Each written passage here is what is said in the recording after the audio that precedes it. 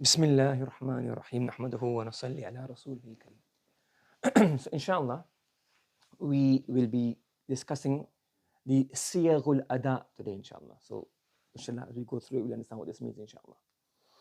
So, here we have, this is line 13 of the poem. Here we have the sanad that we've been practicing throughout, which is what? But let's look at it more clearly, not the Shafi'i Malik, let's look at it more clearly. You have here, Haddathana al-Shafi'iyyu. So, the student of Imam Shafi, what does he say? He says, Haddathana al-Shafi'i. What does that mean? Haddathana. Haddatha, to narrate, to tell. So, Haddathana al-Shafi'i. Imam Shafi'i told us. Yes? So, here he's used the word Haddathana. So, Imam Shafi'i, rahimahullah, he narrated to us. Imam Shafi'i told us. An Malikin. From Imam Malik. He says, Akhbarahu. Ji. Okay. So here, so he says, Haddathana al-Shafi'i. So now we have Haddathana, he told us. So the student Imam Shafi'i clearly says he told us. So we know that, unless he's a liar, he's not, well, from his history we know he's not a liar, but the Imam Shafi'i narrated to them. Then he says, An Malik, from Malik. Yes? Akhbarahu. So, An Malik, Akhbarahu, An Nafi. So, Akhbarahu means basically, the Akhbara, who's the file of Akhbara? Malik. And who is what? Shafi'i. So, Imam Shafi'i says, An Malik, but he says, Akhbarahu. Imam Malik told him. Correct? Okay? Alright? So, when you say the word An, when you say An, remember we said yesterday about Tadlis. When you say An Malik, does that mean you heard directly from him? Explicitly. It is narrated from Imam Malik. Did you hear it? Is it explicit that he heard it? It's possible, but it's both of them possible. Maybe I heard it from directly. Maybe somebody told me that Imam Malik said. Are you following? So, but when he said An, that means from. That's not explicit. That's not clear that he heard it from him. But then afterwards, he said, from Malik, he told me. That Imam Malik told him. So now we know that this Akhbara clarifies this. Yes? Then we had here, An Abdullah ibn Umar here. So Nafi, from Abdul. Now, are we 100%, is it explicitly stated that Nafi heard from Abdullah ibn Umar? Is it explicitly stated? No. And Anna Rasulullah, Abdullah ibn Umar, did he hear from Rasulullah sallallahu alayhi wa sallam? He never said, Sami'tu Rasulullah. He never said, Ra'aytu Rasulullah. He says, Anna Rasulullah. So you see here? So if you look at these are called, what does Siyagha mean? But again, nightmares. Oh no, not Siyagha. Again, I've got to go through this again. Siyagha. No, we're not going to go back to Sarf again. Siyagha is like a formula, a wording, a bina. So the Siyagha is the formula or the wording used to ada, to fulfill, to complete, to convey, to narrate.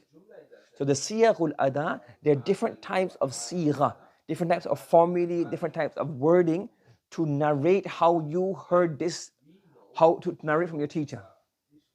So we're discussing these here. Siyaghul Ada, the formulae or the wording of conveying the meaning or conveying from your teacher. Okay? So if we look at them, what we can say here is, I didn't do the chart, I'll do it right now. We can say here there are two types of Siyaghul Ada. You have Siyaghul Ada. There are two types. One is Sarihun. What does Sarihun mean? Sarihun fi sama'.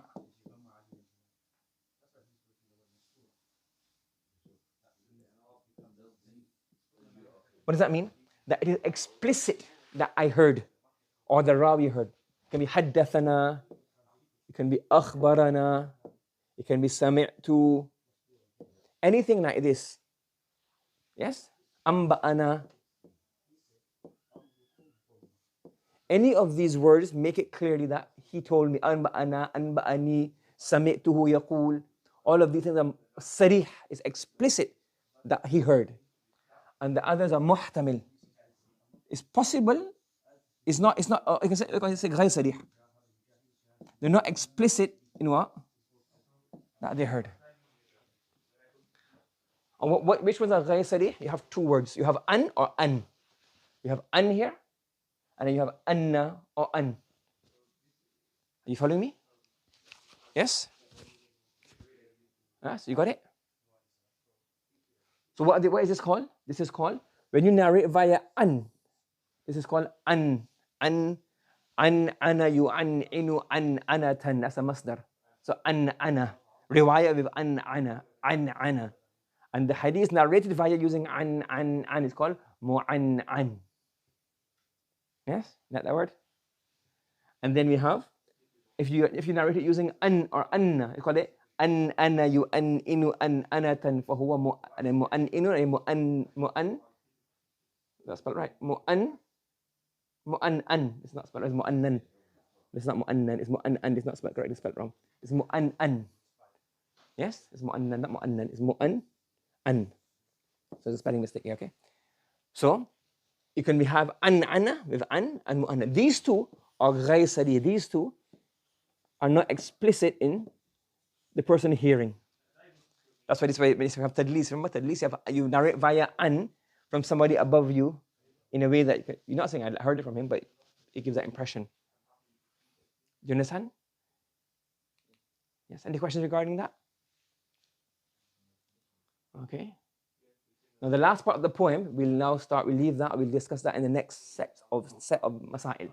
The first part of the poem we have here, I got mu'an'an. It's supposed to be mu'an'an. Mu'an'anun, and then you have mu'an'an. What's mu'an'an? Mu'an'anun is like an sa'idin an karam.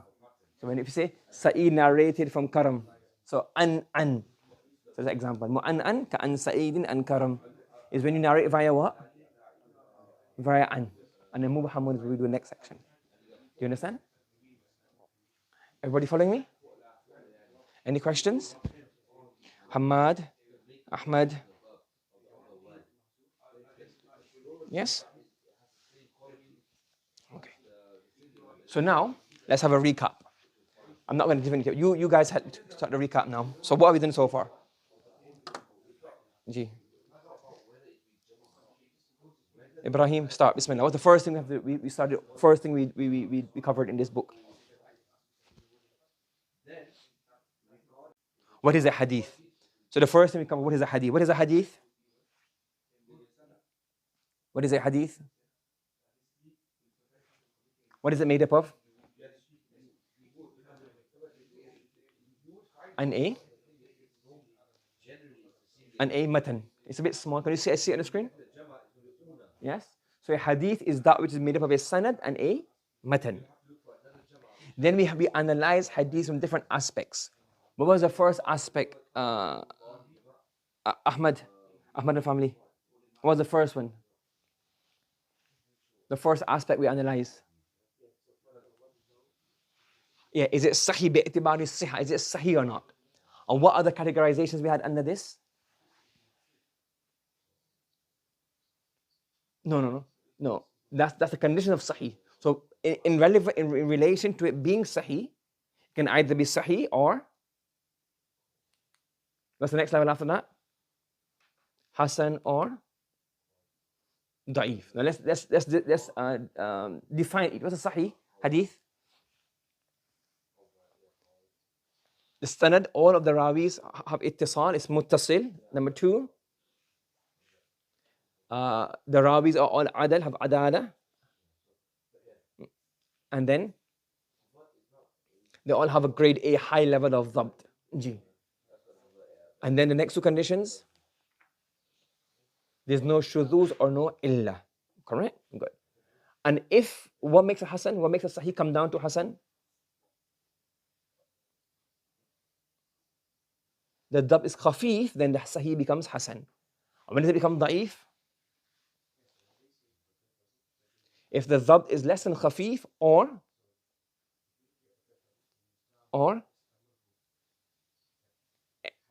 any of the other four conditions are not met, then it becomes hadithun da'if. Understood? Okay, next. Ba'tibari man udhifa ilay. Relative to who this hadith is attributed to. So in relation to who it's attributed to, how many types of hadiths do we have in here, in this book? G. Hamad. G. What's the first one? If relative to who's attributed to, what are the categorizations in here? What are the words that come under here? It's either going to be what? Marfu'. Marfu'. What does marfu' mean? The chain ends at Rasulullah sallallahu alayhi wasallam. Number two, mawquf. Number two is mawquf. What does mawquf means? The chain ends at a sahabi. Sahabi said, sahabi done. And the third one is what? Maqtu'. What does that mean? The chain ends with a tabi'i. That's called maqtu'. Then the third one we went is what? بِتَعَدُّدِ riwayati. How many people narrate this hadith? Okay, G. Who's going to go at this one? Yes. If it's just one, you call it gharib. Let's start from the top. If it's multiple, what do you call it? Many. So many, we don't even need to analyze the chain. That's called what? Mutawatir. If there are many people, what do you call this? Mashhur. Then after that, what level do we have? Aziz. Aziz means what? The minimum number of narrators are how many? Two. Well, in the book, he has three, but the majority of the scholars have used the word two. They have used two. So in this book, he's mentioned three. We're not going to use that because all other books have two. And if it only has one narrator, what do you call it? Gharib. Yes? Okay. Being muttasil or munqati. Who's going to have explain this one? Being muttasil or munqati. Is it muttasil or munqati? So what categorization do we have here? Muttasil means what? There's no broken link. Every narrator narrated from the other person without directly. If there's a breakage, then what happened? What can it be? Where can the breakage be? Let's start at the end first. If the breakage is at the end, what does that mean? Who's missing? No, the Sahabi. Yeah. So if the Sahabi is missing, what do we call this hadith? It's called mursal. Like at the other end, if the teacher or the teacher's teacher or everything else is missing from the beginning of the chain, what do you call this? That's called mu'allaq. And if there are two or more missing, what do you call this? Consecutively, two or more consecutively, you call this what? Mu'adhal. You call this what? Call it mu'adhal. And if you have any other breakage, what do you call this? Munqati. And well, you call it munqati. And what's tadlis?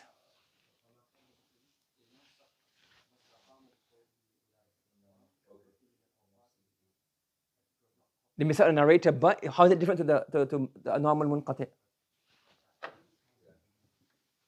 Pardon me? Yeah. So in these, we are very clear. Once we know the birth dates and the death dates, we can easily tell that is what? Somebody's missing here. Yes? But in tadlis and mudallas, what happened in a mudallas narrator is that it's possible he could have met him.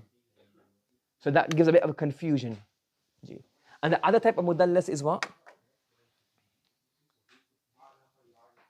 Yeah, it's mentioned of a name that's not known by everybody. And now regarding the sighatul ada, what can it be? We say sama, meaning we can say sarih fi sama. It is very clear and explicit that you've heard this hadith. And the other one is what? An ana or an ana, where you narrate it using what? You narrate it using what? The words an or the word an. So we can probably restructure this table and say here. We can say here sarihun fi sama and ghayr sarih. And ghayr sarih would include an ana and an ana. Does that make sense? Yes? Everyone following? Is it clear to everybody? Any questions from anyone? Yeah? Is it all fitting together nicely? Yeah?